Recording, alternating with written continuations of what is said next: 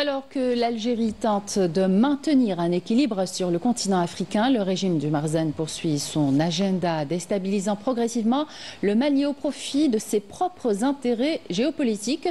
Les inquiétudes se renforcent à la lumière des rapprochements dangereux du Maroc avec des puissances étrangères. Yasmine Saoudi. Les graves accusations portées par la junte malienne à l'encontre de l'Algérie révèlent de manière flagrante l'échec cuisant de ce régime inconséquent qui tente désespérément d'exporter la crise profonde dans laquelle il est enlisé. Derrière cette crise, le Marzane apparaît comme le principal instigateur. Goïta se présente comme un anti-impérialiste et affiche une posture clairement hostile à la présence étrangère sur son sol. Paradoxalement, il a signé un accord militaire avec un pays impérialiste qu'est le Maroc, devenu un véritable cheval de Troie. D'un point de vue logique et au regard de ses convictions idéologiques, un tel choix soulève de nombreuses interrogations. S'il était vraiment cohérent avec ses propos, Goïta aurait dû s'aligner sur la position de l'Algérie qui partage cette même vision de rejet de l'ingérence étrangère. Le Marzane, par son soutien militaire au Mali, ne se contente pas d'alimenter la discorde. Il forme des militaires maliens, incluant la manipulation des drones armés, ce qui soulève de vives inquiétudes quant à l'utilisation de ces armes.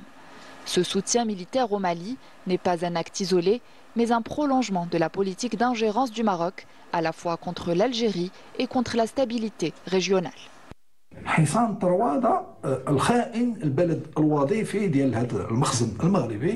Le cheval de Troie, le Marzane, est l'outil par lequel on pénètre les pays du Sahel et d'autres pays africains. Goïta a noué une alliance militaire avec ce protagoniste de la discorde. En parallèle, une campagne médiatique féroce menée par les médias du Marzane et les médias maliens a été lancée visant directement l'Algérie.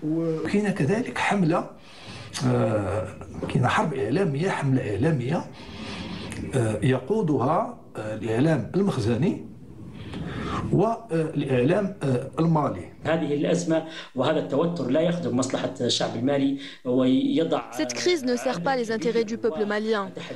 Ce sont les citoyens maliens qui en subissent les conséquences. Cela ne profite à personne et surtout pas au peuple malien.